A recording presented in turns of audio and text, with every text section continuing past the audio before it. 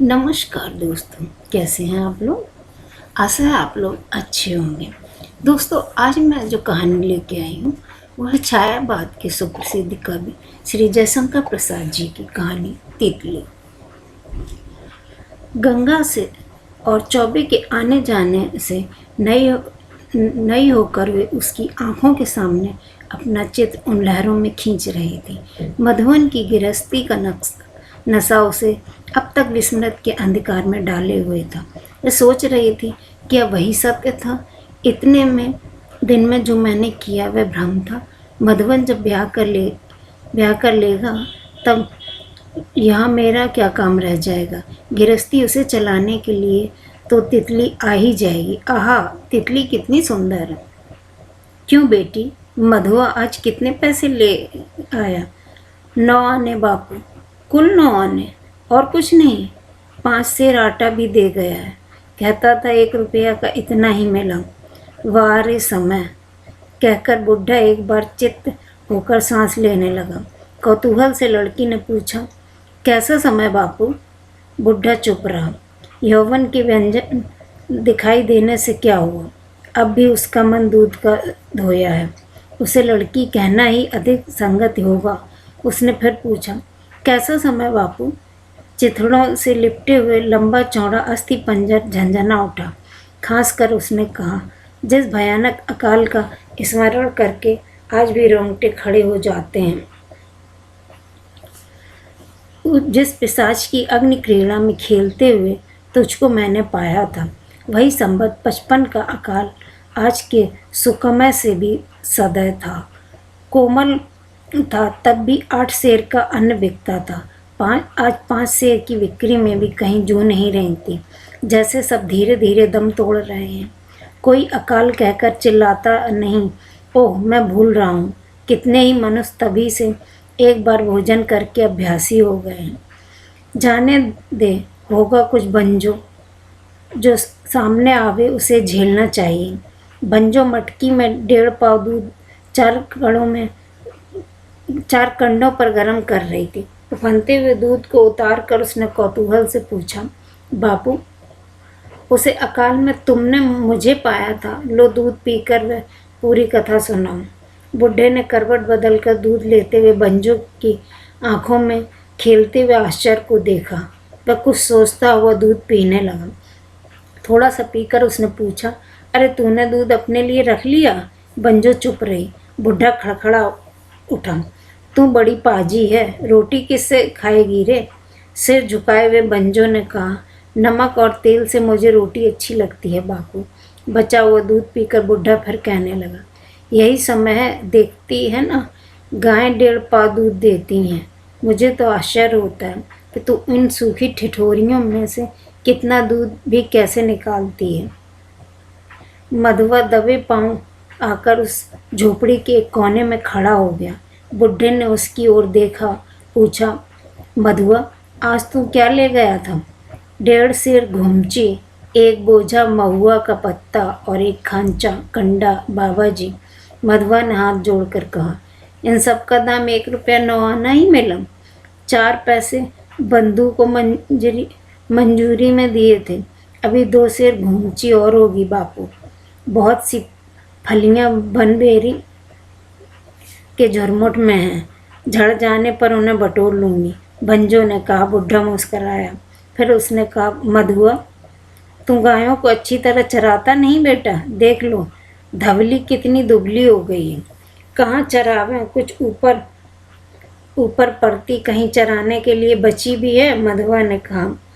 Banjo अपनी भूरी लटों को हटाते हुए बोली, मधुआ गंगा में घंटों नहाता है बापू। गायें अपने मन से चरा करती हैं।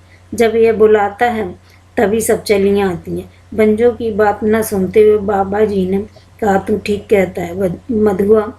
पशुओं को खाते खाते मनुष्य पशुओं के भोजन की जगह भी खाने लगा।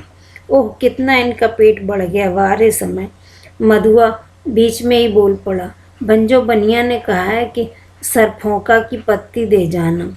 अब मैं जाता हूँ, कहकर वह झोपड़ी से बाहर चला गया। संध्या गांव की सीमा में धीरे धीरे आने लगी। अंधकार के समय ही ठंड बढ़ चली है। गंगा की कछार की झाड़ियों में सन्नाटा भरने लगा। नालों के करारों में चरवाहों के गीत गूंज रहे थे। बंजो दीप जलाने लगी। उस दरिद्र कुटीर के निर्मम अंधकार में दीपक की ज्योति तारा सी चमकने लगी। बुढ़े ने पुकारा, बंजो आई। कहती उसने बुढ़े की खाट के पास आ बैठी और उसका सिर सहलाने लगी। कुछ ठहर कर बोली, बापू, उस अकाल का हाल न सुनाओगे? तू सुनेगी बंजो? क्या करेगी सुनकर बेटी? तू मेरी बेटी है और मैं तेरा बूढ़ा बाप। तेरे लिए इतना जान लेना बहुत है। नहीं बापू, सुना दो मुझे वह अकाल की कहानी, बंजो ने मचलते हुए कहा। धाएं धाएं धाएं। गंगा तट बंदूक के धड़ाके के मुखरित हो गया। बंजो कौतूहल से झोपड़ी के बाहर चली आई। वहाँ एक घिरा हुआ मैदान था, कई बीघा की समतल भूमि जिसके चारों ओर 10 लट्ठे की चौड़ी झाड़ियों की दीवार थी, जिसमें कितने ही सिरिस, महुआ, नीम और जामुन के वृक्ष थे, जिन पर घुमची, सतावर और करंज इत्यादि की लतरें झूल रही थीं। नीचे की भूमि में भटेस के चौड़े चौड़े पत्तों की हरियाली थी। बीच बीच में सावन बेर ने भी अपनी कटीली डालों की इन्हीं सबों में उलझा लिया था। वह एक सघन झुरमुट था, जिसे बाहर से देखकर वह अनुमान करना कठिन था, जिसके भीतर कितना लंबा चौड़ा मैदान हो सकता है। देहात के मुक्त आकाश के अंधकार धीरे धीरे फैल रहा था। अभी सूर्य की अस्ताकालीन लालिमा आकाश के उच्च प्रदेश में स्थित बदले गुलाबों में आभा दे रही थी। बंजो बंदूक का शब्द सुनकर बाहर तो आई, परंतु वह एकटक उसी गुलाबी आकाश की ओर देखने लगी। काली रेखाओं सी भयभीत कोराकुल पक्षियों की पंक्तियां कर कर करती हुई संध्या की उस शांत चित्रपटी के अनुराग पर लालिमा फेरने लगी थी। हाय राम, इन कांटों में कहाँ आ फंसा। बंजो कान लगाकर सुनने लगी। फिर किसी ने कहा, नीचे करार की और उतरने में गिर जाने का डर है।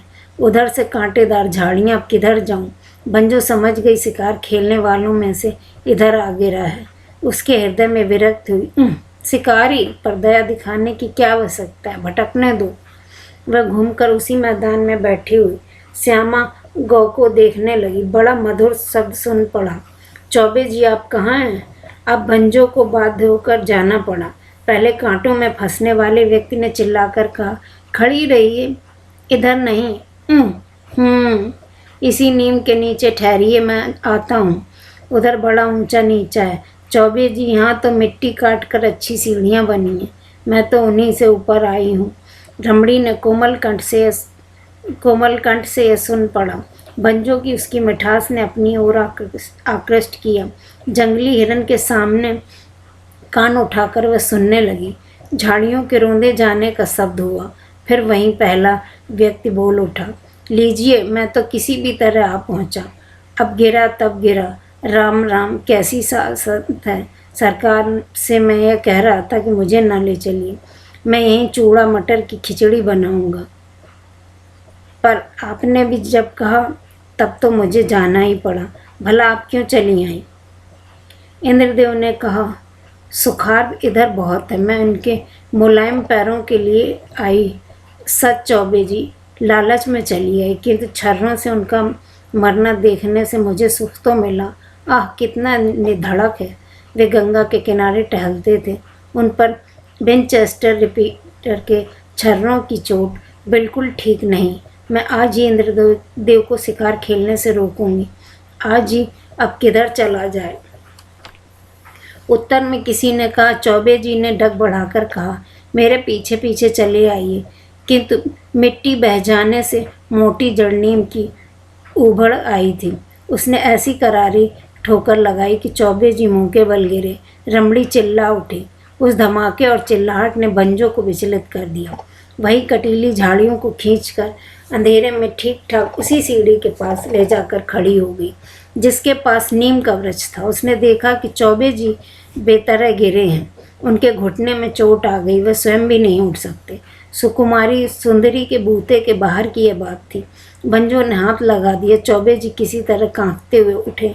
अंधकार के समय के साथ सर्दी बढ़ने लगी। बंजो की सहायता से सुंदरी चौबे जी को लेवा लाई, पर वहाँ यह तो बंजो ही जानती थी। झोपड़ी में बुढ़ा पुकार रहा था, बंजो बंजो बड़ी पगली है, कहाँ घूम रही है, बंजो चली अब। झुरमुट में घुसते हुए चौबे जी तो कराते थे, पर सुंदरी उस वन विहंगी की ओर आंखें गड़ाकर देख रही थी और अभ्यास के अनुसार धन्यवाद दे रही थी। दोस्तों, आप लोगों को यह कहानी कैसी लगी बताइएगा। अगर आप लोगों को यह कहानी अच्छी लगी हो तो प्लीज़ इसे लाइक कीजिए, सब्सक्राइब कीजिए और सपोर्ट कीजिए। दोस्तों, इस कहानी का दूसरा भाग लेके हम बहुत जल्दी आएंगे। धन्यवाद।